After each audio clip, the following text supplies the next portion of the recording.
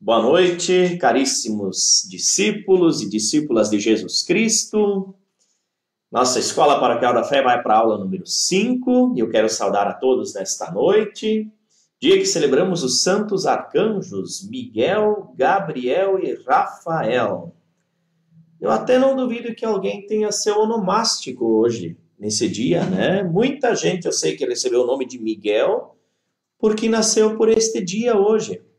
Da mesma forma, Rafael e Gabriel, né? Saudação a todos vocês e a todos que também creem nos anjos, como nós celebramos nas nossas aulas já da Escola Paroquial da Fé e sabem da sua bênção, da sua proteção, desses seres espirituais que são criados por Deus, estão na sua presença, mas também nos acompanham, nos protegem, nos apontam os caminhos de Deus. Quero saudar os nossos alunos aí, o Antônio, o Valério, o Roger, a Irondina, a Rosângela, a Maria Ivete, Vanessa, a Livena, Carmen, José Otacílio, Graciana, né? Todos vocês que estão chegando, bem-vindos. Povo de todos os nossos recantos, especialmente aqui da Paróquia Santo Antônio, mas e quem nos acompanha também de outros ranchos amigos aqui do nosso Rio Grande do Sul. Até parece que chegou no Mato Grosso a nossa Escola Paroquial da Fé. Saudação ao pessoal lá de Rondonópolis que está nos acompanhando também.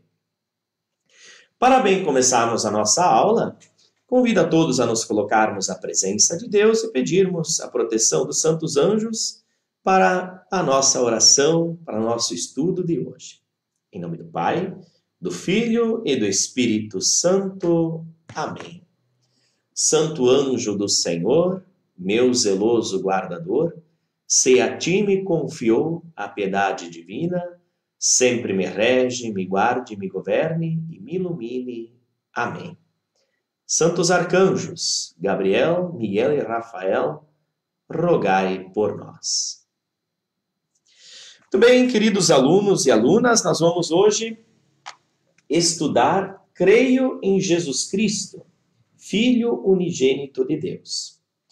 Nós temos previsto que este módulo do Creio nós vamos estudar em 8 aulas. Tivemos 4 aulas para estudarmos especialmente esta relação de Deus com o ser humano, que significa crer em Deus Pai Todo-Poderoso, Criador do céu e da terra. Hoje nós vamos estudar Creio em Jesus Cristo, seu único Filho, nosso Senhor, que nasceu da Virgem Maria. Este é o estudo de hoje de noite. E na próxima aula nós vamos completar o estudo de Jesus Cristo e vamos olhar também para a realidade do Espírito Santo. Cristologia é a essência da fé cristã. Se nós vivemos a nossa fé como estamos vivendo, como a igreja nos propõe, é por causa de Jesus Cristo. A nossa fé é do jeito que é porque foi desta forma que Jesus, o Filho de Deus, nos revelou. Então vamos lá para o número 71 do nosso estudo, na página 51. Por que se chama de Evangelho? Boa notícia, a narrativa de Jesus. Porque Jesus, através da sua vida, morte e ressurreição, é a melhor notícia do mundo. Eu gosto muito desse termo evangelho, porque a fé em Jesus Cristo, eu sei que por vezes na história ela foi um peso, ela foi colocada até como uma pressão ou uma opressão sobre as pessoas. Mas Jesus tinha a compreensão de que a mensagem dele sempre era uma proposta. E uma proposta que é a melhor notícia para as pessoas, mas adere quem quer. Então, o Evangelho, a vida de Jesus, a sua obra, a morte e ressurreição, a sua salvação, é a melhor notícia do mundo. Experimente um dia, quando alguém estiver ruim, né, estiver mal, de passar um dia complicado, e dizer para ele, mas sabia que Jesus te ama? Deste jeito, mesmo assim, não te esquece. Deus te ama, Deus te quer bem, está te acompanhando, tanto faz a situação que estás vivendo. Esta é a boa notícia. Jesus é a boa notícia. E no nome dele, nós sempre o chamamos, ao olharmos os 72 e os 73, de Jesus Cristo. O que significam esses dois termos? Na página 52 nós olhamos. Jesus significa Deus salva. Nós diríamos hoje que é o nome de batismo de Jesus. Jesus é o nome que ele recebeu do pai e da mãe, por orientação espiritual também, por causa do significado que tem o seu nome. Hoje nós pensamos em Miguel. Miguel significa quem como Deus. Quem é mais forte do que Deus? É um significado muito bonito. Jesus significa Deus salva. E em outras palavras, como Pedro também afirma, não existe salvação em outro nome, a não ser no nome do Senhor Jesus. Por isso que nós vemos outras religiões cristãs às vezes dizendo assim: em nome do Senhor Jesus, eu te curo, eu te abençoo, eu afasto o mal de ti. Isto não está errado teologicamente, muito pelo contrário, porque é no Senhor que nós trazemos a bênção, a salvação na vida das pessoas. O cognome Cristo é como que um título de Jesus Cristo, de Jesus. Seria como se nós disséssemos hoje Jesus o Cristo. Quer dizer, Jesus o Salvador. A palavra Jesus hoje na teologia, a gente lembra dele como filho de José e Maria, o Nazareno, lá de Nazaré. Revela a sua realidade humana. Cristo, nós estamos falando da sua realidade de salvação, a sua realidade teológica. Jesus, o Cristo. Por isso, quando às vezes as pessoas falam de Cristo, falam da realidade divina de Jesus Cristo, do nosso Salvador. E quando nós falamos de Jesus, nós falamos mais de sua humanidade, da maneira como ele se relacionava, porque como a gente também trata as pessoas, pelo nome. E nós dizemos no creio que ele é o Filho unigênito de Deus.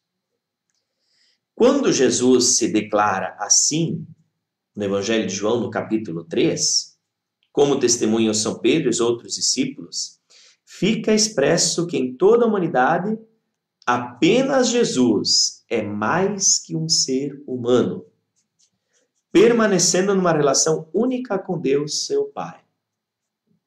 Vocês podem dizer, mas então nós não somos filhos de Deus? Sim, somos filhos de Deus, adotados por Deus em Jesus Cristo. Quando o seu único filho assumiu a nossa carne, Deus Pai adotou todos nós como seus filhos e filhas. Não somos apenas criaturas, como nós enxergamos na realidade teológica do Antigo Testamento, mas agora filhos e filhas de Deus em Jesus Cristo. Esse é o fundamento teológico. Então, no número 75, gente, nós vamos perguntar assim, por que nós chamamos Jesus de Senhor? Se nós recapitularmos lá na primeira ou segunda aula que nós tivemos aqui, nós estudamos de que Deus tem um nome, ele quer se relacionar conosco, mas em sinal de profundo respeito e devoção no Antigo Testamento, já não chamavam Deus pelo seu nome Javé, que significa aquele que é, eu sou aquele que sou, mas chamavam ele de Adonai, o Senhor, Elohim. São significados diferentes, é maneira diferente de tratar. Alguns de vocês talvez tratavam o seu pai como o Senhor. Alguns de vocês devem ter aprendido esse respeito para com o professor, para com a autoridade civil. A gente sempre deve chamá-lo de Senhor. É uma atitude de respeito. E quando nós chamamos Jesus de Senhor, Nós o tratamos com mais devoção, com esse profundo respeito, que é uma herança da fé judaica do Antigo Testamento, que tratava assim ao Senhor dos Exércitos, ao Senhor do céu. E assim nós tratamos Jesus de Senhor também, para dizer: Jesus, em ti reconhecemos Deus. E por isso eu te trato como o Senhor. Então é uma expressão muito bonita. Eu sei que alguns, quando falam quando rezam, vale até a pena a gente pensar: como é que tu conversas com Jesus? Tu tratas ele de Jesus, tratas ele como Cristo, tratas ele como Senhor, né? É bom a gente pensar, né? Nós cristãos temos, quando tratamos Jesus de Senhor, por ele uma grande devoção. E isto nós expressamos desta forma, até nas orações coletivas, quando nós nos reunimos como povo de fé para tratar Jesus como nosso Senhor. Jesus Cristo, nosso Senhor. Em outras palavras, nosso Deus, nosso Salvador. No 76, nós vamos estudar por que motivo Deus se tornou homem em Jesus. No creio niceno-constantinopolitano, vamos recordar, são dois símbolos de creio, são dois símbolos que nós estudamos como creio, que podemos rezar juntos em qualquer comunidade do mundo. O símbolo dos apóstolos, que é esse que nós costumamos rezar todo domingo, e o símbolo niceno-constantinopolitano, que é neste creio que foi constituído nesses dois grandes concílios de Niceia e Constantinopla, século IV e século V. E lá diz assim: e por nós, homens, e para nossa salvação, desceu dos céus. Vamos ler juntos lá?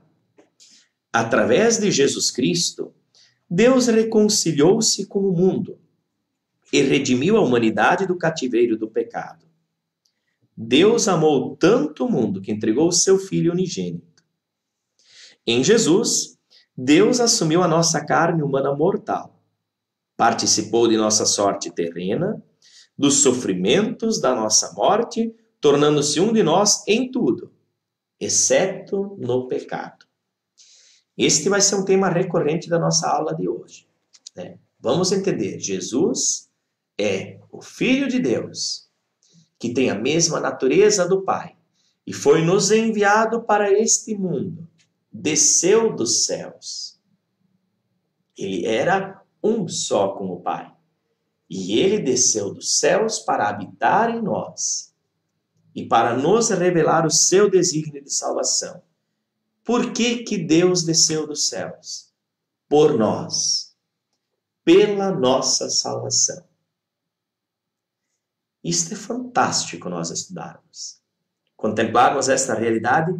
Por que o Filho de Deus assumiu a nossa carne? Para te salvar, para nos salvar.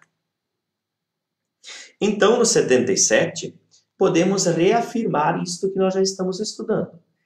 Em Jesus Cristo, nós podemos reconhecê-lo como verdadeiro Deus e verdadeiro homem.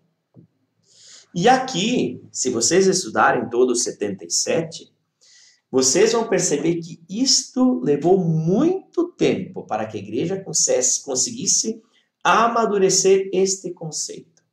Verdadeiro Deus e verdadeiro homem. Gerado, não criado, consubstancial ao Pai. Assim nos diz o creio niceno-constantinopolitano.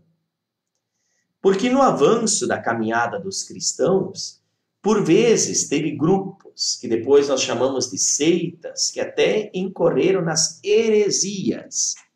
O que é uma heresia, né? Heresia é professar uma fé que não é a fé verdadeira cristã, né? E que heresias eram essas? Dizer que Jesus era apenas um ser humano. Isso é uma heresia. Dizer que Jesus é apenas Deus. Ele apenas colocou uma imagem neste mundo, mas ele não sofreu em nada aquilo que nós sofremos na nossa carne. Isto é heresia. Porque Jesus é verdadeiro Deus e verdadeiro homem.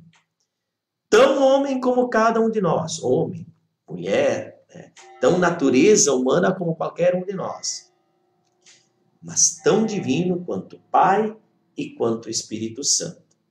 Ele carrega dentro de si plenamente essas duas realidades. E se vocês olharem no número 77, vão aparecer diversas maneiras que houveram compreensões errôneas desta personalidade que Jesus revela para nós.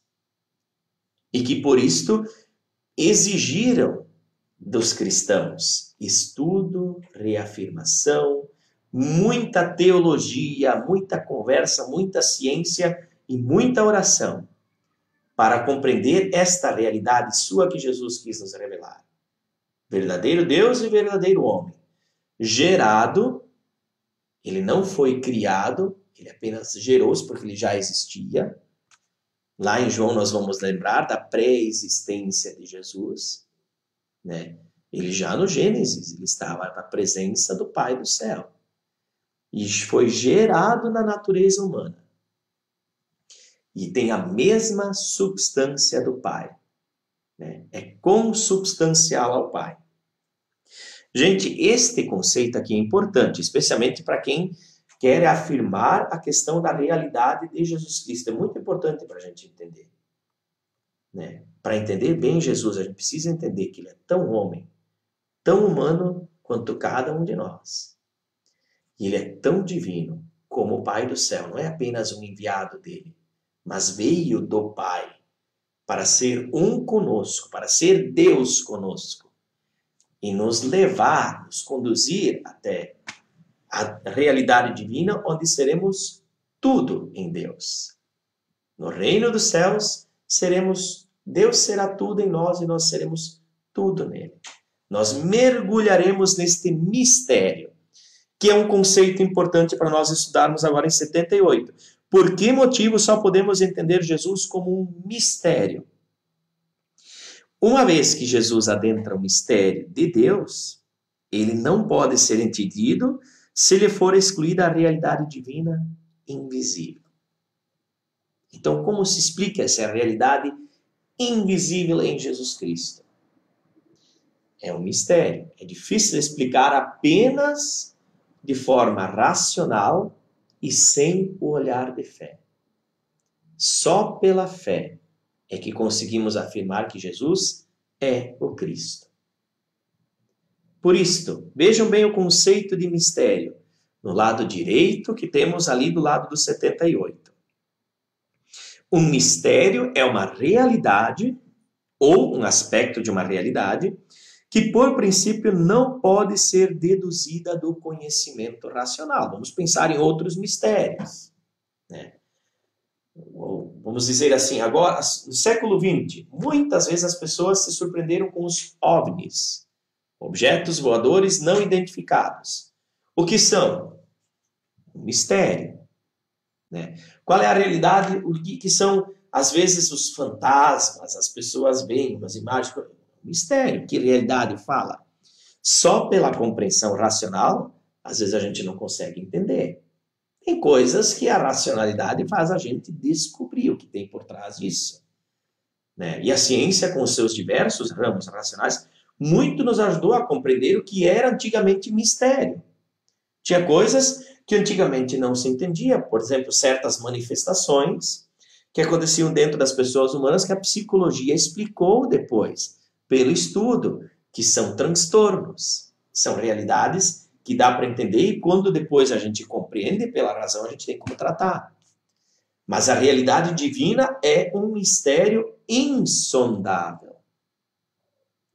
A ciência humana pode desenvolver o quanto ela quiser, mas sem fé não vai conseguir mostrar esta realidade, não vai conseguir explicar esta realidade. É razão com fé. Por isto, só entendemos Jesus como um mistério. Não dá para só racionalizá-lo. Alguém perguntou dias atrás, numa das nossas aulas, como é que é essa história de alma, corpo e espírito? Somos corpo, alma e espírito. Olha só, número 79. Tinha Jesus como nós uma alma, um espírito e um corpo? Sim. Jesus trabalhou com mãos humanas, pensou com uma inteligência humana, agiu com uma vontade humana, amou com o coração humano. O ser integral de Jesus implica que ele possuía uma alma, uma psique, uma mente, e que se desenvolvia psiquicamente, como qualquer ser humano. Nesta alma habitava a sua identidade humana e, em especial, a sua autoconsciência divina. Jesus sabia da sua unidade com o Pai do céu, no Espírito Santo, pelo qual se deixava guiar em todas as situações da vida. Ele contava com a plenitude do Espírito. Nós também somos corpo, alma e espírito. Corpo, essa estrutura orgânica, alma, a capacidade de refletir, de construir, de planejar e de mover a nossa vida e também interferir nas coisas deste mundo, de forma consciente, com o nosso desenvolvimento mental, a alma, e o espírito, que é esta ação divina dentro de nós. Às vezes a gente não se dá conta nisso, né? Mas quando a gente faz o sacramento do Crisma, nós vamos estudar isso no nosso segundo módulo, no nosso estudo aqui dos conceitos da Escola Paroquial da Fé. A Crisma, ela faz a gente recordar e nos dá um impulso do Espírito Santo, porque nós recebemos esse sacramento quando nós tomamos conta da nossa vida, o sacramento da juventude, para, iluminados pelo Espírito, tomar consciência de todas as decisões e, iluminados por Deus, agir corretamente em nossa vida. É uma força a mais. Quando o padre é ordenado, daqui a pouco nós vamos acompanhar a ordenação do Jorge, a gente recebe um impulso do Espírito para conseguir viver tudo aquilo que nós nos colocamos a serviço para viver. É muito especial. Jesus tem corpo, alma e espírito, né? Como nós também o temos. E agora nós vamos olhar dentro da cristologia. Existe uma outra ciência teológica que nós chamamos de Mariologia. Estudar Maria sempre devemos fazê-lo ligados a Jesus Cristo, porque Maria não tem força espiritual como ente em si, mas a grandeza de Maria está porque ela sempre aponta para o Filho, sempre aponta para Jesus Cristo. Por isso, nós dizemos que Mariologia é uma ciência dentro da cristologia. Estudar Maria significa entrar mais profundamente no mistério de Jesus Cristo. E quando nós olhamos para Maria, já que Jesus nasceu do Espírito Santo, ele nasceu, como é que era a relação do creio mesmo? Como é que a gente diz? Creio em Jesus Cristo, seu único Filho, nosso Senhor, que nasceu da Virgem Maria. Por que razão Maria é virgem? Deus quis que Jesus Cristo tivesse uma verdadeira mãe humana, reservando a si própria a paternidade do seu filho, pois desejava estabelecer um novo início, que não se devesse às forças humanas, mas só a ele. Por isto nós cremos que Maria é virgem, porque na sua concepção, na concepção de Jesus Cristo, Deus quis que ele tivesse uma mãe humana, que foi guardada do pecado, como nós vamos estudar depois, para poder acolher na carne humana este homem gerado por ela, mas concebido pelo poder do Espírito Santo. Como aconteceu isto? De forma maravilhosa. Um mistério.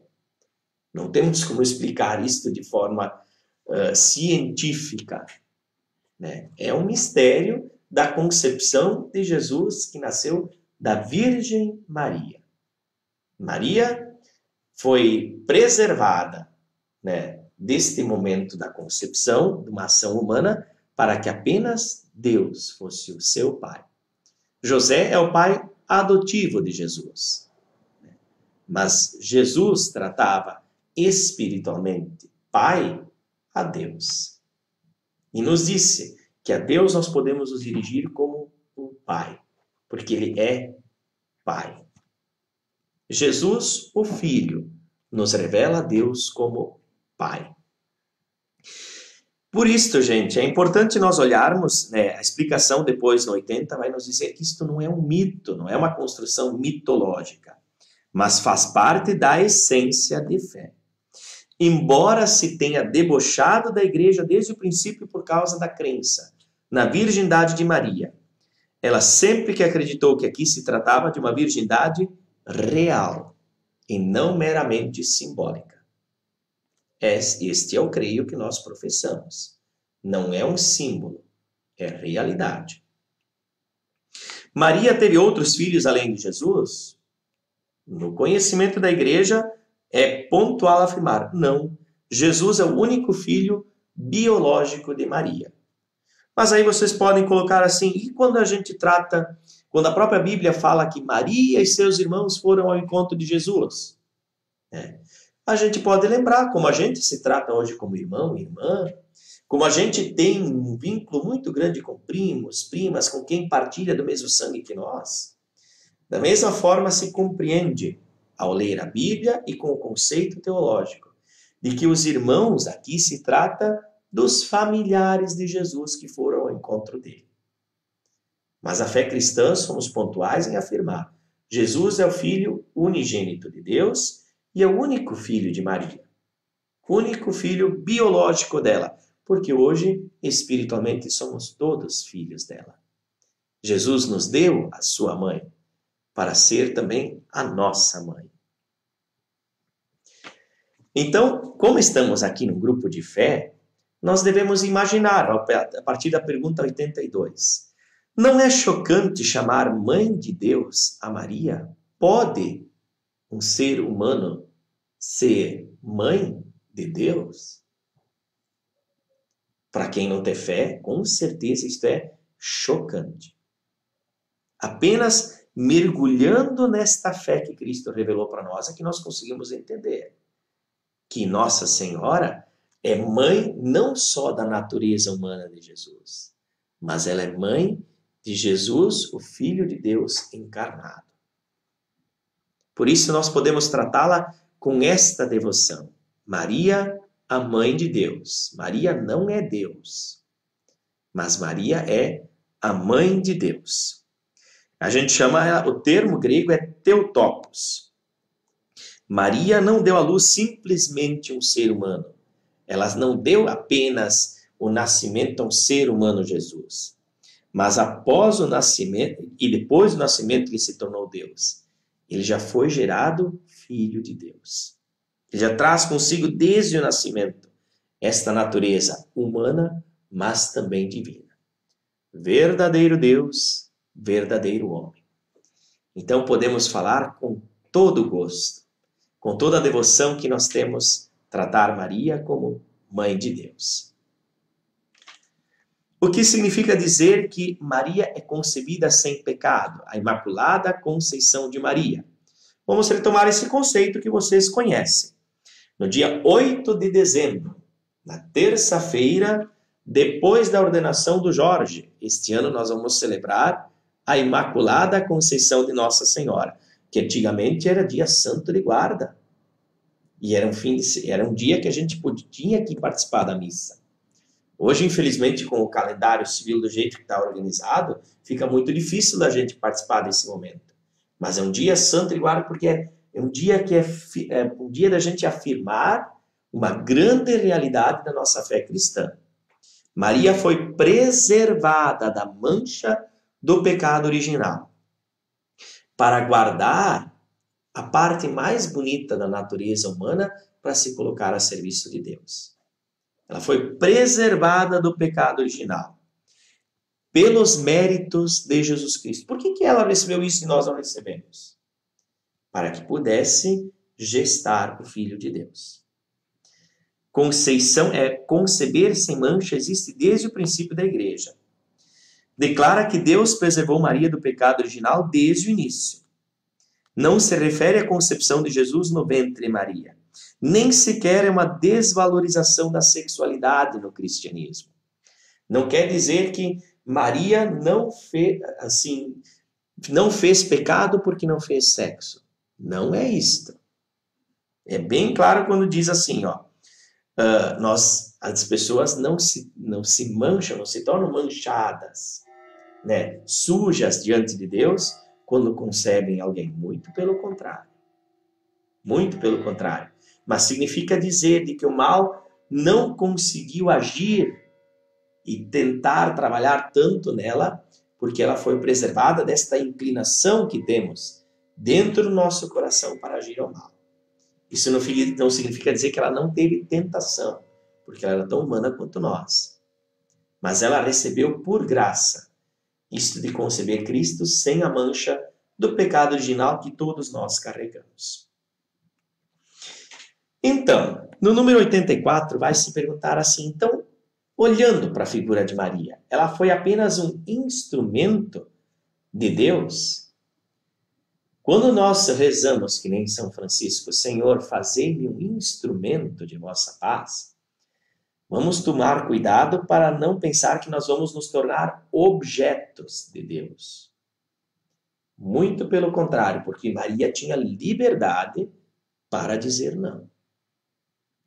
Ela, pela sua liberdade, ela não se tornou passiva, mas ela ativamente colaborou com a salvação ao acolher o projeto de Deus em Jesus Cristo. Foi a primeira a dizer sim à boa nova de Jesus Cristo. Por isso, quando nós olhamos para ela, nós não vemos apenas uma pessoa que é passiva na fé, mas foi a primeira que teve a coragem, pela liberdade que ela carrega dentro de si, em topar em Jesus Cristo este projeto divino. Porque tem gente que ainda está procurando Deus em outras realidades. E através do anúncio do anjo Gabriel, que hoje nós celebramos junto com Miguel e Rafael, ela disse assim, se Deus quer agir assim neste mundo, através desta criança, eu digo sim. E a partir deste sim, nós aprendemos dela que dizer sim a Deus é acolher Jesus. Custou muito para ela, sem dúvida nenhuma. E custa também hoje em dia a gente fazer uma adesão integral e completa a Jesus Cristo. Por isso que Maria é a nossa maior intercessora, a medianeira de todas as graças, porque foi por meio dela que a graça de Deus pôde se revelar a nós. Então jamais olhemos para Maria como apenas um objeto que Deus usou para trazer o seu filho no mundo. Muito pelo contrário. Maria é uma pessoa que tinha uma fé profunda em Deus e acolheu esta boa nova. Ela topou esse novo projeto que Deus deu. Eu vou mostrar minha salvação mandando meu filho ao mundo. Tu topas, Maria? Ela disse sim. Faça-se em mim segundo a tua vontade. Por isto, em 85 nós vamos olhar de que modo Maria também é nossa mãe. Maria é nossa mãe, vamos lembrar, porque próprio Jesus Cristo, Senhor, na hora da cruz, nos-la deu por mãe. Há 2 semanas atrás nós estávamos rezando o dia de Nossa Senhora das Dores, e aí, exatamente na nossa aula, 2 semanas atrás. E aí nós lembramos desta realidade. Foi no momento da maior dificuldade na vida de Jesus Cristo que ele olhou ao redor de si e ele encontrou apenas Maria e João. E ele viu que a adesão de Maria por ele foi integral. Até na última morte, até no último sofrimento, até a morte mais vergonhosa, a morte de cruz. E ali Jesus sabia que esta mãe, que o Pai lhe deu, também deveria ser a mãe de toda a humanidade, por quem Jesus deu a vida. Mãe, cuida deste povo, como tu me cuidaste, me amaste até o fim. Por isso, gente, nós podemos nos apegar a esta mãe. Nós podemos pedir a sua proteção, a sua intercessão. Porque assim como ela não deixou o seu filho, ela recebeu daquele filho o pedido, mãe, cuida desta gente. Provavelmente Jesus nem precisava pedir. Mas ele pediu para que todos nós soubéssemos. E João espalhou esta notícia depois ao anunciar a boa nova de Jesus. podem confiar, porque esta é a mãe de todos.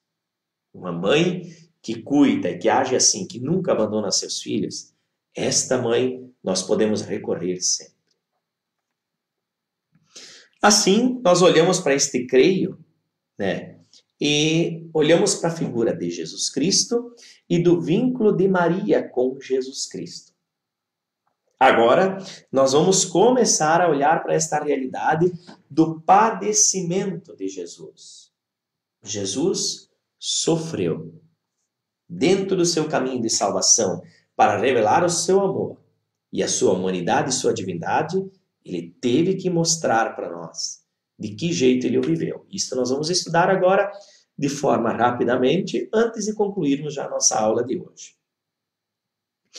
Por que não se manifestou Jesus durante os primeiros 30 anos de vida? Isso é uma pergunta que muitos exegetas e muitos biblistas fazem. Por que nós não temos mais notícia daquilo que foi a vida de Jesus até que ele começasse a vida pública com 30 anos? Porque hoje nós sabemos os relatos de tudo que é parte da vida das pessoas. Pelas redes sociais as pessoas revelam tudo de si. Será que não tem em algum lugar, alguma coisa, notícia escondida, que eu possa saber o que aconteceu com Jesus até os 30 anos? Vamos olhar para esta parte anônima da vida de Jesus, para perceber que Jesus quis abraçar a nossa realidade humana por completo, também o anonimato. Jesus também sabe que para vivermos uma vida correta, uma vida de fé, não basta a gente viver ela em vida pública. Nós precisamos cultivar o amor também no particular, no cotidiano da família, onde, graças a Deus, ainda não tem câmeras, né? De vez em quando a gente tira uma foto e outra, mas muitas das coisas da vida da família, só a família vai saber. Muitas das coisas da nossa realidade, do serviço, do trabalho, como nós temos certeza que Jesus trabalhou na carpintaria junto com José, batalhou, ele sabe o que é uma vida de trabalho, né? Vocês também sabem. A nossa vida, em alguns momentos, ela é extraordinária. Ela tem momentos fantásticos. Mas a maioria do tempo, nós vivemos uma vida ordinária. Uma vida de dia a dia. Não significa sem importância. Jesus quis dar importância também para o ordinário da vida. Viva a tua fé nos momentos esplendorosos, nas grandes festas, nos momentos de êxtase espiritual, mas viva a tua fé também no dia a dia, quando ninguém te enxerga. Cultiva o amor também ali.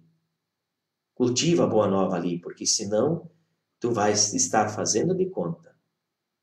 E aí a tua fé vai para o brejo. Uma hora dessas, ela vai desmoronar. Então, por isso, nós olhamos para a figura de Jesus e entendemos que Jesus quis viver muito da sua vida, em solidariedade, em proximidade com toda esta realidade que é a nossa vida humana. Ela é exatamente desse jeito.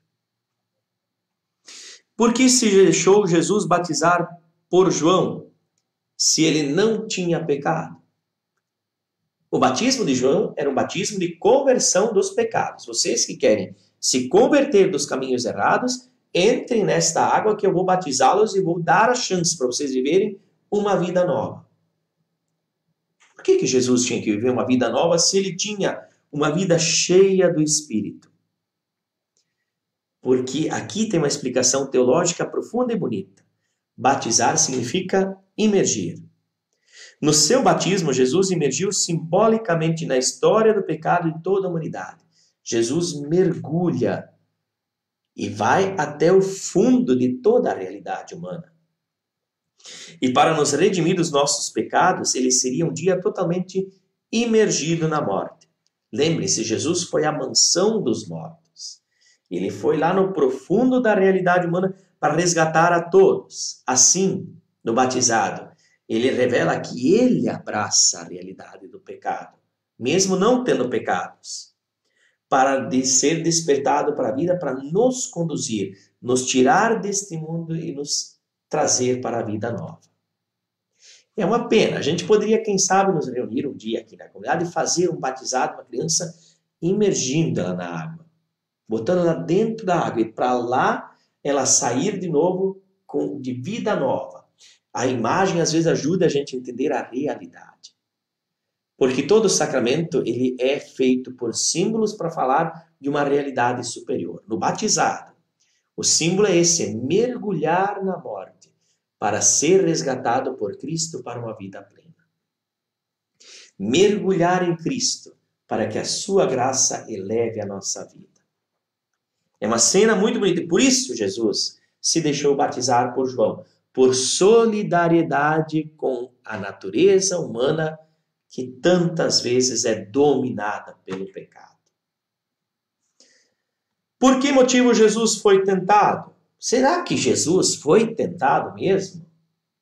Quando começa a vida pública de Jesus, o texto bíblico relata, é uma narração simbólica, que Jesus 40 dias foi tentado no deserto. Ora, Jesus teve que enfrentar a tentação, porque senão ele não teria uma natureza humana plena. Se Jesus foi verdadeiramente humano, então foi verdadeiramente tentado. Isto é muito importante nós crermos e professarmos. Se não tivesse vivido a tentação, a tendência, a provocação do mal para sair do projeto de Deus, ele não teria redimido esta nossa natureza, nem teria nos compreendido. Ele sabe o quanto às vezes nós somos provocados para o mal. E ele também foi provocado para o mal. Para poder também, semelhante à nossa natureza, nos elevar. A quem promete Jesus o reino de Deus? Número 89. A todos. Deus quer que todos se salvem e cheguem ao conhecimento da verdade. E aqui vem um tema que talvez possa gerar algumas perguntas. Olha só. O reino de Deus começa com aqueles que se deixam transformar pelo amor de Deus. Segundo a experiência de Jesus, quem se deixa tocar primeiro por Deus? Sobretudo os pobres e os pequenos. Por isto, nós podemos falar teologicamente da opção preferencial de Jesus pelos pobres. Porque no Evangelho nós escutamos os relatos de que os pobres, os pequeninos, e a igreja hoje fala dos novos pobres, daqueles que mais são atucanados pelo mal deste mundo, os drogados, os doentes, os solitários, os distantes dos seus amados, da sua família. Estes muitas vezes conseguem fazer uma experiência mais profunda do amor de Jesus do que às vezes todos nós que temos uma vida mais comum, mais tranquila, mais sossegada, mais estabilizada. Lembre-se, a salvação não é só deles. A salvação não é só de quem caminha com Jesus agora. A salvação de Jesus é para todos. Jesus promete o reino de Deus para toda a humanidade. Claro que é preciso acolhê-lo, mas também é preciso oferecê-lo. E quando a gente oferece, quem mais o acolhe é quem mais precisa dele. E aí, teologicamente, nós chamamos estes de pobres. Os pobres são aqueles que mais passam dificuldade do mal, mais carregam dentro de si, da sua vida, as consequências do mal que existe no mundo, o pecado pessoal e o pecado social. Vamos entender, porque o pecado, ele deixa também a sua herança, não só para quem faz o mal, mas quando a gente faz o mal, também a sociedade, o mundo, paga as consequências do nosso pecado pessoal, do pecado humano. Por isso, quando pedimos o perdão dos nossos pecados, pedimos perdão dos pecados pessoais e dos pecados comunitários, dos pecados sociais, porque somos todos uma humanidade. E aqui Jesus diz, aqueles que mais sofrem as consequências do pecado no mundo, são aqueles que também têm mais profundidade, mais abertura para acolher esta boa nova do amor que é capaz de transformar integralmente uma vida. Vamos chegando nos finalmente, gente. Vamos falar em milagres. 90 e 91. Jesus operou mesmo milagres ou eles são apenas lendas? Jesus operou realmente milagres, como tratam os apóstolos. Os milagres davam crédito para Jesus, de tudo aquilo que Deus é capaz de fazer na realidade humana. Só Deus consegue dominar as coisas a partir do seu poder, fugindo da ordem natural das coisas. Só Deus opera milagres. Por isso, Jesus, com certeza, operou os milagres. Mas vamos lembrar, o 91 diz assim, por que Jesus fazia milagres? Jesus nunca fez milagre para aparecer. Ele nunca fez para dizer, eu sou o cara. Jesus fazia os milagres para apontar para a realidade do reino. Para dizer, sim, que Deus pode. E para dizer que Deus não quer que a gente sofra o mal. Deus não quer que o mal tenha a última palavra na nossa vida. E por isso, gente, não tenham medo de rezar quando vocês estão em apuros muito grandes. Ah, mas isso aqui Deus não pode me salvar. Deus pode tudo. Deus tudo pode. E por isto, crendo nos milagres, é que nós defendemos a vida em toda e qualquer situação. Porque eu tenho certeza que vocês já viram, que eu também já vi, de como Deus é capaz de fazer maravilhas em quem se confia nele. Quanta gente já desacreditada neste mundo, desacreditada pela ciência do mundo, botou sua fé, sua crença em Deus e dali encontrou de novo dignidade, saúde, plenitude, satisfação. E Jesus opera milagres, porque Ele quer nos ver bem. Olhando ainda para outras realidades que nós vamos estudar, e a partir dali estudar especialmente a segunda parte do Creio em Jesus Cristo, que nós vamos olhar na aula da semana que vem. Por que razão Jesus chamou os apóstolos? Ele escolheu, dentre o grande círculo de seguidores que ele tinha, 12, que ele chama de apóstolos. Ele reúne estes 12, e nós vamos ver a explicação logo depois, para tornarem-se as testemunhas da ressurreição de Jesus e garantes de sua verdade. Eles, 12, é que continuaram a missão de Jesus após a sua morte. E escolheram os bispos para seus sucessores. Vamos lembrar que o nosso bispo hoje, Dom Carlos, é sucessor dos apóstolos. É aquele que recebe hoje a tarefa de cuidar, de guardar a fé. Guardá-la de toda a incompreensão, de toda a compreensão errada de fé. E guardar o nosso rebanho neste caminho de fé que nós estamos estudando e professando verdadeiramente.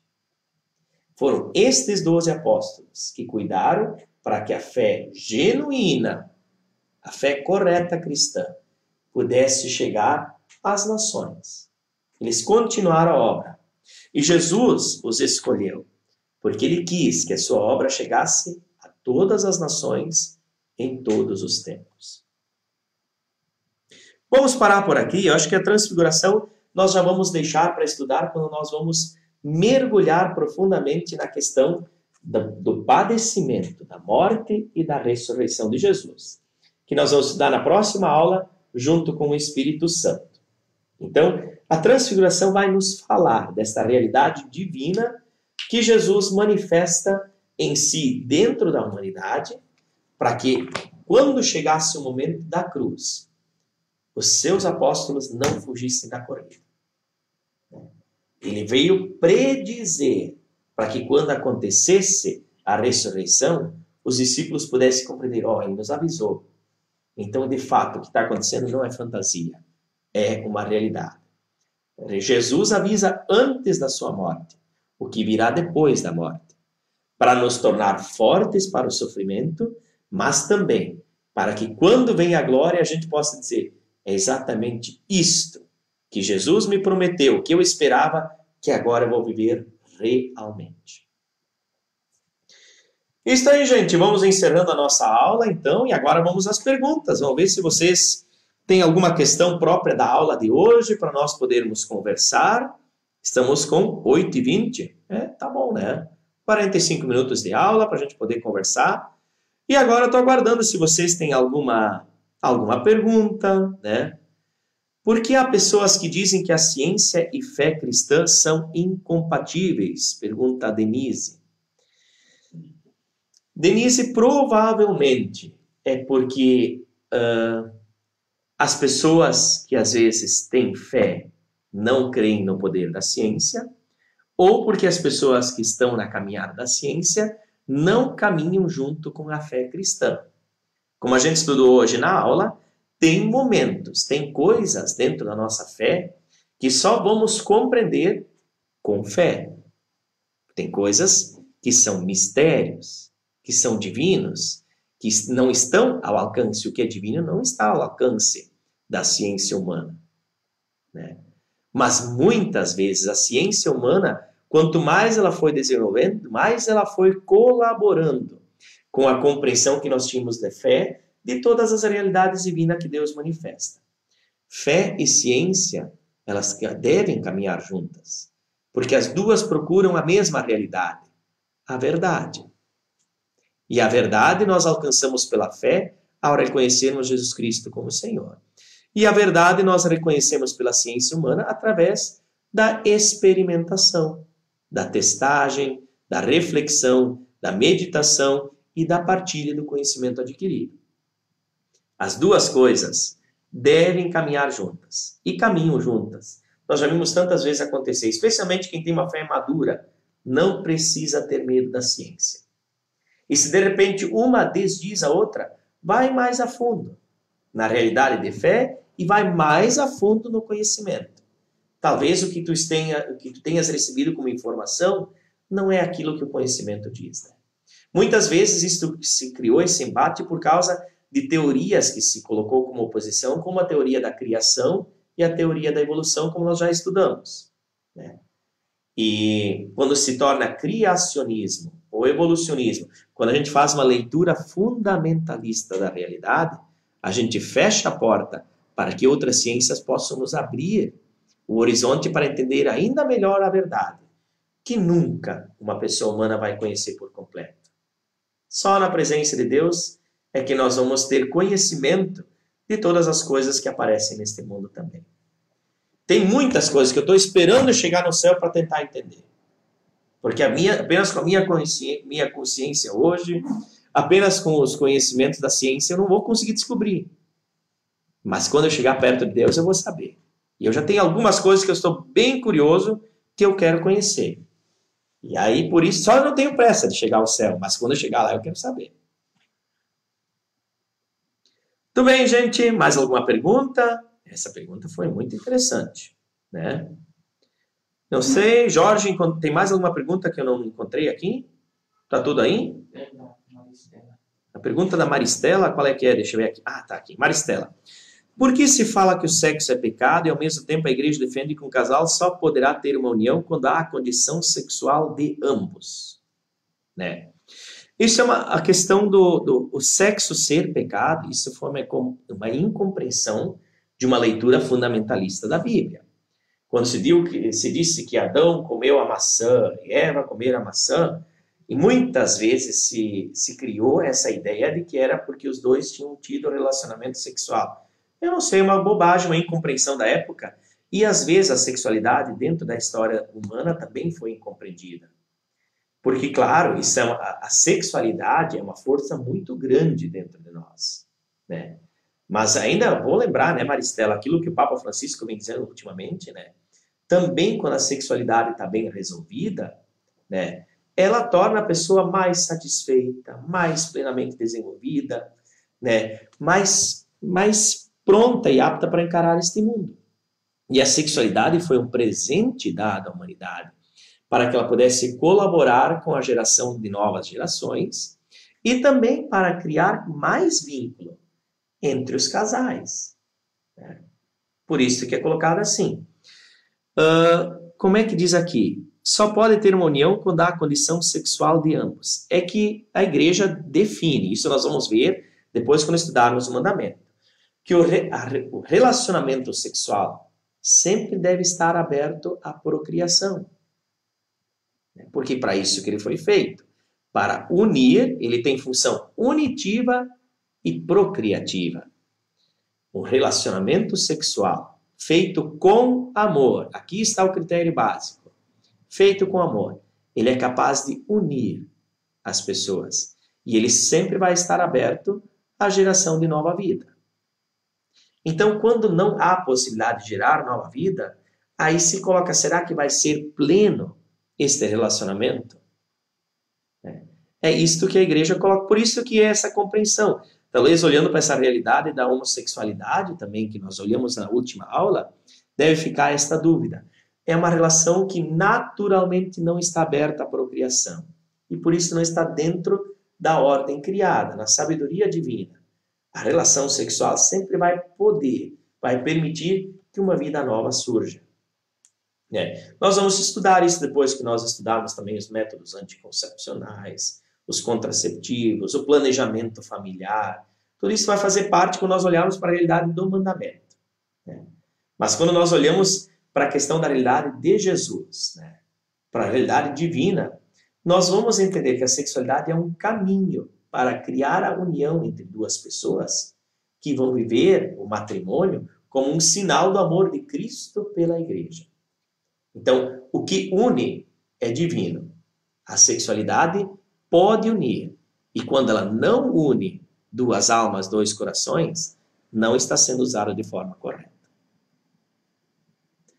Então, gente, pode-se falar um pouco mais sobre alma e espírito. Corpo, alma e espírito. Esses são conceitos que são meio complicados porque tem gente que coloca isso como realidades completamente diferentes. Gente, nós somos uma pessoa só. Cuidado quando a gente trata de corpo, alma e espírito, que a gente não coloque isso em gavetas. Como se a gente fosse um cômodo. Agora eu vou viver segundo o meu corpo. Agora eu vou viver segundo o meu espírito.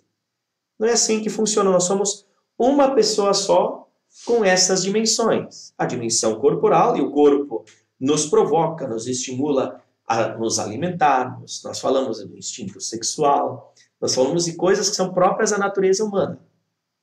Nós temos alma, que é a capacidade de refletir racionalmente, de dar sentido a todas as vivências humanas. Isso é alma. Está ligado à psique, ao nosso psicológico, às reações que temos e que vão trabalhando nossa história, nossa estrutura. E nós somos espírito porque nós temos a ação de Deus em nós, que se dá pelo Espírito de Deus que inabita em nós. Deus nos colocou este Espírito para dizermos que nós já temos a semente do bem e da eternidade dentro de nós. Por isto, um cristão deve agir conforme o Espírito, descobrindo isto que já tem dentro de si e que floresce quando a gente sintoniza com Deus. Acho que é um pouco daquilo que nós podemos falar, Clair, Mas isso vai aparecer mais vezes dentro do nosso estudo. É isso, gente. Muito bem. Quero mandar minha saudação a todos. Mando também para vocês um abraço do Padre Lucas, que está aqui bem pertinho de mim, está acompanhando a aula. Do Jorge, que nos acompanha, sempre agradecendo a Pascom, na pessoa da Manu, que também nos ajuda para podermos transmitir estas aulas. Invocamos a bênção de Deus sobre todos, para bem completarmos este dia com a graça de nosso Senhor. O Senhor esteja convosco. Ele está aqui no meio de nós. Abençoe-vos Deus Todo-Poderoso, Pai, Filho e Espírito Santo. Amém. Até terça que vem.